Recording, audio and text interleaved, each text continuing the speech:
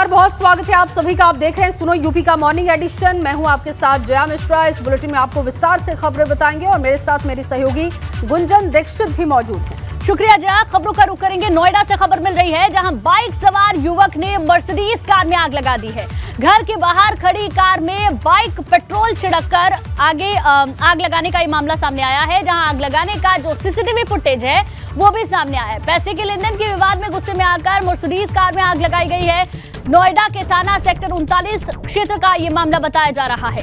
तो ये बड़ी खबर आपको नोएडा से दे दें, जहां बाइक सवार युवक ने मर्सिडीज कार में आग लगा दी। घर के बाहर दरअसल गाड़ी खड़ी हुई थी, लेकिन वो शख्स आता है, पेट्रोल डालता है और इस पूरी गाड़ी को आग के हवाले कर देता है। पूरी जो घटना है सीसीटीवी कैमरे में कैद हो गई है। वो फुटेज भी सामने आया जो इस वक्त हम आपको आपकी टेलीविजन स्क्रीन पर दिखा रहे हैं। पैसे के लेन देन का कोई विवाद, जिसमें गुस्से में आकर मर्सिडीज कार में इस शख्स ने आग लगा दी है। एक्सक्लूसिव तस्वीर अब आप देखिए कैसे ये शख्स घर के बाहर गाड़ी खड़ी हुई थी, पेट्रोल डालता है और पूरी कार को आग के हवाले कर देता है और वहां से जैसे ही आग लगती है निकल लेता है। नोएडा के थाना सेक्टर 39 क्षेत्र का मामला बताया जा रहा है, जिसमें कि शुरुआती तौर पर यह जानकारी मिली है कि पैसे के लेन देन को लेकर कोई विवाद था और गुस्से में आकर इस शख्स ने इस हरकत को किया है। जहां मर्सिडीज कार घर के बाहर खड़ी हुई थी, बाइक से उतरता है, पेट्रोल लेकर आता है, कार पर छिड़कता है और उसे आग के हवाले कर देता है। पूरी घटना वहां लगे सीसीटीवी कैमरे में कैद हो गई है। तो नोएडा से ये पूरा मामला सामने आया, जहां बाइक सवार युवक ने मर्सिडीज कार में आग लगा दी है।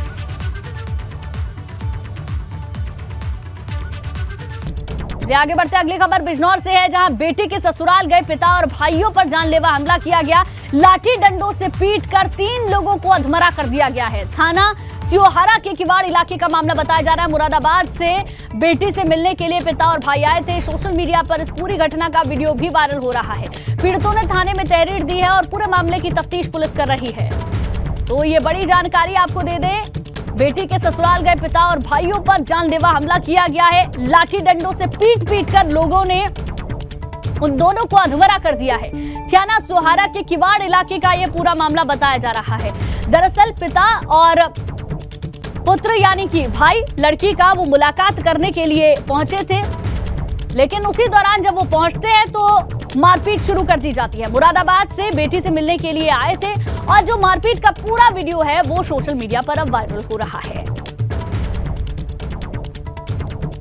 और अगली बड़ी खबर उन्नाव से, जहां उन्नाव में भीषण सड़क हादसा हुआ। सड़क हादसे में 3 लोगों की मौत की खबर है। ट्रक ने कार को टक्कर मार दी। गंगा घाट कोतवाली क्षेत्र के गंगा बैराज के पास ये हादसा हुआ है, जिसमें 3 लोगों की जान चली गई है। बड़ी खबर उन्नाव से आपको दे रहे हैं। सड़क हादसा जिसमें 3 लोगों की जान चली गई है। सड़क हादसे में 3 लोगों की मौत की खबर उन्नाव से ये बड़ी जानकारी मिल रही है, जहां पर 3 लोगों की जान चली गई है। ट्रक ने कार सवारों को टक्कर मार दी, जिसमें 3 लोगों की जान जाने की खबर है।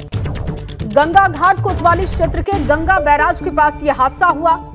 सड़क हादसे में 3 लोगों की जान चली गई है। परिवार में मातम की स्थिति है। देखिए तस्वीरें आपको दिखा रहे हैं, ये देख सकते हैं आप। बताया जा रहा है कि ट्रक ने कार सवारों को टक्कर मारी, इसमें 3 लोगों की जान चली गई। कार के पलटने की तस्वीर और उसके ठीक सामने आप ये कार की स्थिति देखिए। स्थिति को देखकर अंदाजा लगा सकते हैं कि यह हादसा कितना भयंकर रहा होगा। कार के पलटने के बाद ट्रक के पलटने की तस्वीरें भी आप देख पा रहे हैं। सड़क हादसे में 3 लोगों की जान जाने की खबर। अगली खबर महोबा से, जहां महोबा में स्कूल बस पलटने से हादसा हो गया है। बस में सवार 15 बच्चे घायल हो गए। ट्रक को ओवरटेक करने के दौरान यह हादसा हुआ है। शहर कोतवाली क्षेत्र के रतौली गांव के पास हादसा हुआ। 15 बच्चे जो कि जख्मी बताए जा रहे हैं। महोबा में स्कूल बस के पलटने से हादसा, 15 बच्चे घायल हुए हैं। ये बड़ी खबर आपको दे रहे हैं। ओवरटेक करने के चक्कर के दौरान यह हादसा हो गया है। ओवरटेक करने के दौरान हादसा हुआ। ट्रक को ओवरटेक करने का ये पूरा मामला है। बताया जा रहा है कि जो स्कूल बस है वो ओवरटेक करना चाहती थी ट्रक को, इसी दौरान अनियंत्रित हो गई और बस के पलटने से हादसा हुआ है। गनीमत ये रही कि किसी बच्चे को ज्यादा चोट नहीं आई है। मामूली रूप से बच्चों को चोट आई है। 15 बच्चे जो कि घायल बताए जा रहे हैं।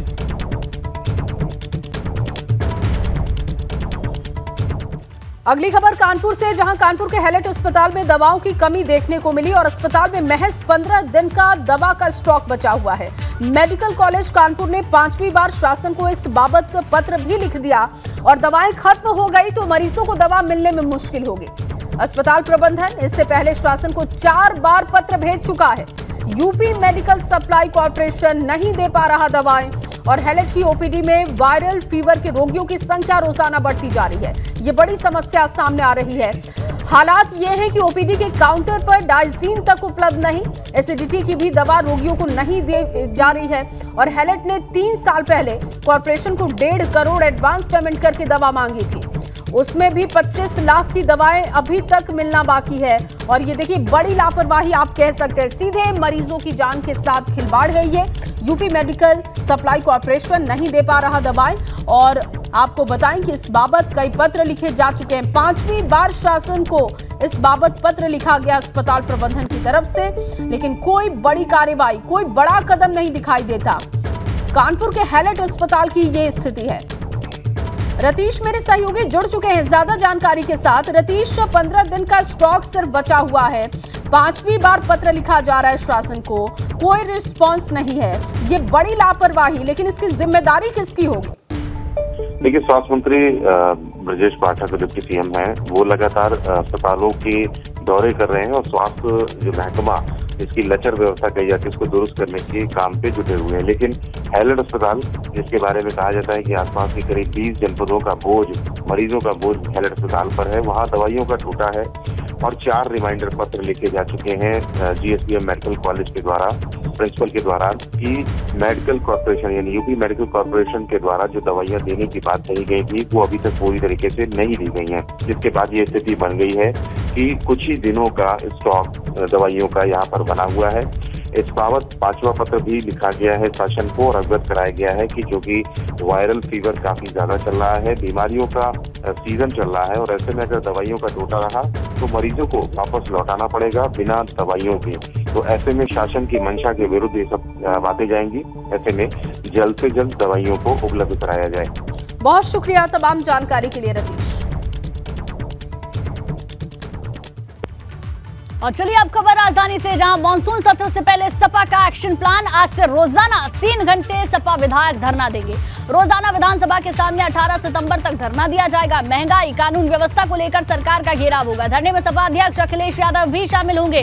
तो ये बड़ी जानकारी आपको दे दें, मानसून सत्र से पहले समाजवादी पार्टी का एक्शन प्लान, कई सारे मुद्दे जिनको लेकर समाजवादी पार्टी तैयारी कर रही है और आज से रोजाना 3 घंटे सपा विधायक धरना भी देंगे। विधानसभा के सामने 18 सितंबर तक ये धरना चलेगा। महंगाई, कानून व्यवस्था को लेकर सरकार का घेराव करेंगे और इस धरने में समाजवादी पार्टी के अध्यक्ष अखिलेश यादव भी मौजूद रहने वाले हैं। तमाम मुद्दे हैं जिनको उठाने के लिए पहले से तैयारी विपक्ष की ओर से कर ली गई है, लेकिन मानसून सत्र से पहले समाजवादी पार्टी 3 घंटे सपा विधायक आज से रोजाना धरना देंगे और तमाम मुद्दों को उठाएंगे।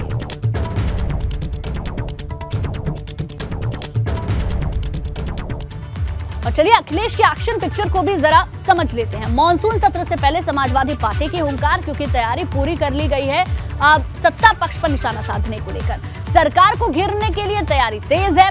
विधानसभा में रोज 3 घंटे धरना दिया जाएगा। ये आपको बड़ा अपडेट दे दें, अखिलेश यादव के नेतृत्व में ये धरना होगा। खुद अखिलेश यादव भी इस धरने में शामिल रहेंगे। बारी बारी से विधायक इस धरने में शामिल होते रहेंगे। महंगाई के साथ साथ अलग कानून व्यवस्था, इसके अलावा कई सारे मुद्दे हैं, उनको उठाया जाएगा। सुबह 11 बजे से दोपहर 2 बजे तक ये धरना चलेगा। चौधरी चरण सिंह की प्रतिमा के सामने ये धरना दिया जाएगा। अब आपको बता दें, आज से 18 सितंबर तक धरना इसी तरीके से जारी रहने वाला है। 19 सितंबर से मानसून सत्र की शुरुआत हो रही है, लेकिन उससे 1 दिन पहले तक धरना इसी तरीके से जारी रहेगा। तमाम मुद्दों को उठाया जाएगा। जनता से जो जुड़े हुए मुद्दे हैं उनको समाजवादी पार्टी उठाएगी। बेरोजगारी एक बड़ा मुद्दा है, महंगाई एक बड़ा मुद्दा है, कानून व्यवस्था एक बड़ा मुद्दा है। इन तमाम मुद्दों को इस धरने के जरिए उठाया जाएगा। तो मानसून सत्र के हंगामेदार रहने के इस बार पूरे आसार हैं, क्योंकि 19 से जहां मानसून सत्र शुरू हो रहा है उससे पहले ये तमाम जो मुद्दे हैं बड़े जन सरोकार से जुड़े हुए, जनता से जुड़े हुए, उनको समाजवादी पार्टी उठाएगी और आज से लगातार 3 घंटे तक 18 तारीख तक धरना देगी। तो गुंजन ने पूरी पिक्चर बताई कि एक्शन पिक्चर अखिलेश की क्या होने वाली है, लेकिन अब ग्राउंड पर तैयारियां कैसी हैं बताने के लिए विवेक मेरे सहयोगी जुड़ चुके हैं, फ्रेम में दिखाई दे रहे हैं। विवेक, क्योंकि महंगाई का मुद्दा है, कानून व्यवस्था का मुद्दा है, जिस पर समाजवादी पार्टी बोलती रही है, लेकिन अब एक बड़ी तैयारी हम देखने जा रहे हैं समाजवादी पार्टी की तरफ से। किस तरीके की तैयारी है और क्या पूरा शेड्यूल ये रहना है? कब तक ये धरना शुरू हो सकता है विधानसभा के बाहर?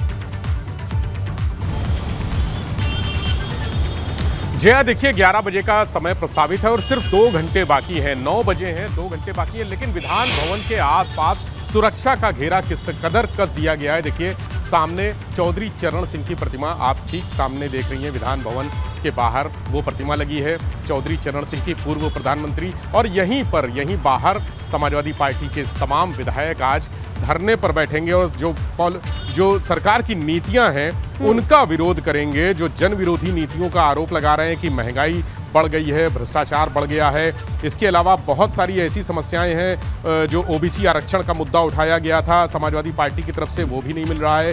कर्मचारियों की समस्याएं हैं, पेंशन की समस्या है, शिक्षकों की समस्याएं हैं, महिला अपराध है। इससे जुड़े हुए तमाम मुद्दे आज यहाँ धरने के माध्यम से उठाए जाएंगे। चूंकि आज पहला दिन है तो पहले दिन जो समाजवादी पार्टी के विधायक हैं और विधानमंडल दल के मुख्य सचेतक हैं मनोज कुमार पांडे, आज उनके नेतृत्व में धरना प्रदर्शन शुरू होगा। कई विधायक आएंगे और अलग अलग दिन लोगों को जिम्मेदारी दी गई है। यानी आज अगर मनोज पांडे नेतृत्व करेंगे तो कल प्रदेश अध्यक्ष नरेश उत्तम पटेल इसका नेतृत्व करेंगे। इसके बाद पूर्व मंत्री रहे अवधेश प्रसाद भी करेंगे, इंद्रजीत सरोज रहेंगे, राम अचल राजभर। ये तमाम जो विधायक हैं या पूर्व विधायक हैं जो समाजवादी पार्टी के बड़े नेता हैं वो नेतृत्व करेंगे। और आप देखिए महिला पुलिस भी है, तमाम पुलिसकर्मी मौजूद हैं, पैरामिलिट्री फोर्सेस भी हैं और गाड़ियां पुलिस की इसी समय यानी 2 घंटे पहले से ही विधान भवन के आसपास सुरक्षा घेरा कस दिया गया है। हर जगह चप्पे पर, हर दरवाजे पर लोग भवन सामने हैं, उसके गेट पर पुलिस तैनात है, पैरामिलिट्री फोर्सेस तैनात हैं, एसएसएफ के कमांडो तैनात हैं। हजरतगंज चौराहा से लेकर विवेक, हम तस्वीरें देख पा रहे हैं कि किस तरीके से इस धरने से पहले सुरक्षा को पुख्ता कर दिया गया है, क्योंकि धरना आज से 18 तारीख तक समाजवादी पार्टी करने वाली है। शुक्रिया पूरी जानकारी देने के लिए और इन तस्वीरों के लिए। और चलिए आगे बढ़ते हुए लखनऊ से आपको बड़ी खबर दे दें। अब मदरसा संचालक खुद ही दे सकेंगे जानकारी। जी हां, अपने मदरसे के बारे में पूरी जानकारी वो दे सकेंगे। सर्वे करने वाली टीमें बाद में ऐसे मदरसों का भौतिक सत्यापन भी करेंगी और 15 अक्टूबर तक देनी होगी जानकारी। 11 बिंदुओं पर देनी होगी सभी सूचनाएं। तो संचालक अगर चाहें तो खुद से जानकारी दे सकते हैं, ये प्रावधान, ये नियम भी रखा गया है। और सर्वे करने वाली टीमें बाद में ऐसे मदरसों का भौतिक सत्यापन करने वाली हैं। 15 अक्टूबर तक देनी होगी जानकारी। मदरसे के जो संचालक हैं 15 तारीख तक जानकारी दे सकते हैं। 11 बिंदुओं पर सभी सूचनाएं मदरसों के संचालक को देनी होगी। बड़ी खबर लखनऊ से आपके सामने है। अब मदरसा संचालक खुद जानकारी दे सकेंगे, अपने मदरसों के बारे में पूरी जानकारी वो दे सकेंगे। जो टीमें पहुंचेंगी सर्वे करने के लिए, उस सर्वे टीम को जानकारी दी जा सके और इसके बाद ये जो टीम है ये भौतिक सत्यापन करेगी। 15 अक्टूबर तक इसके लिए समय रखा गया है।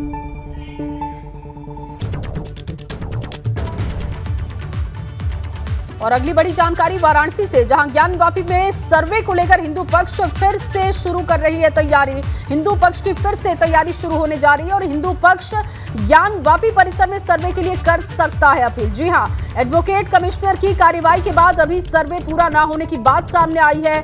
मुस्लिम पक्ष हाई कोर्ट के सीनियर वकीलों से कर रहा है संपर्क। जहां शिवलिंग मिला उसके नीचे तहखाने में अर्घा मौजूद है। हिंदू पक्ष का ये बयान है, हिंदू पक्ष की ये दलील है और एक बार फिर से सर्वे कराए जाने की अपील हो सकती है हिंदू पक्ष की तरफ से। ये बड़ी खबर आपको दे रहे हैं। ज्ञानवापी में सर्वे को लेकर हिंदू पक्ष की फिर शुरू हुई तैयारी। हिंदू पक्ष ज्ञानवापी परिसर में सर्वे के लिए कर सकता है अपील और एडवोकेट कमिश्नर की कार्रवाई के बाद अभी सर्वे पूरा ना होने की बात सामने आई है। मुस्लिम पक्ष हाई कोर्ट के सीनियर वकीलों से संपर्क कर रहा है ताकि ये सर्वे हो सके। दरअसल जहां शिवलिंग मिला उसके नीचे तहखाने में अर्घा होने की बात हिंदू पक्ष कह रहा है और इसी को लेकर सर्वे कराने की अपील हो सकती है हिंदू पक्ष की तरफ से। खबर आगरा से, जहां आगरा यूनिवर्सिटी में कॉपी बदलने की जांच अब तेज हो गई है। एसटीएफ के रडार पर यूनिवर्सिटी के 40 अधिकारी, कर्मचारी, कई पूर्व कुलपति से लेकर नॉन टीचिंग स्टाफ भी शामिल बताया जा रहा है। मामले में अधिकारियों की संपत्ति की भी अब जांच की जाएगी। वित्तीय अनियमितताओं की जांच अब एसटीएफ की टीम करेगी। तो ये बड़ी खबर आपको बता दें, आगरा यूनिवर्सिटी में कॉपी बदलने को लेकर मामला सामने आया और इस पूरे मामले की अब जांच तेज हो चुकी है। एसटीएफ के रडार पर यूनिवर्सिटी के 40 अधिकारी, कर्मचारी बताए जा रहे हैं। कई पूर्व कुलपति से लेकर नॉन टीचिंग स्टाफ भी इसमें शामिल है।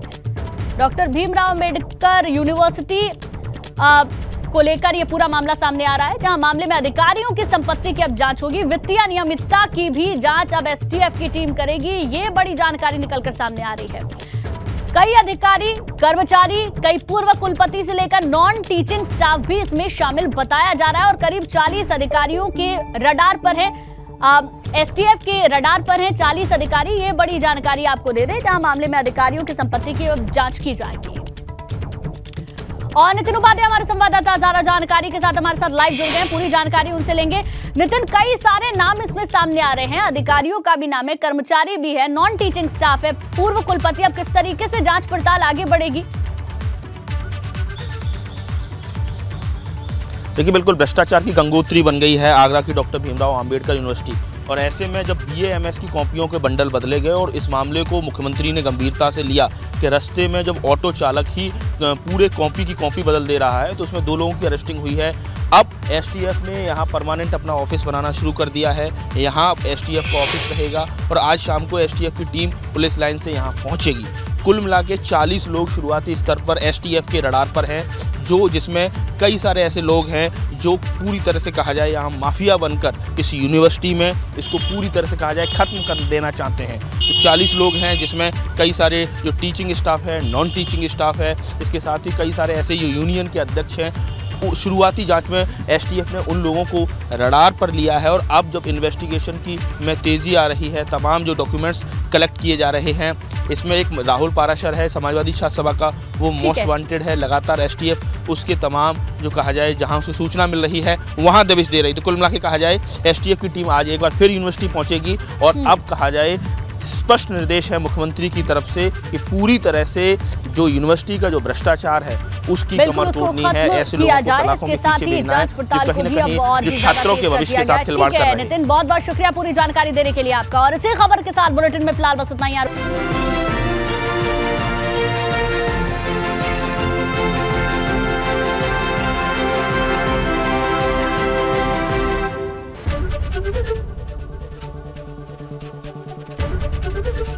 एबीपी गंगा, खबर आपकी, जुबान आपकी।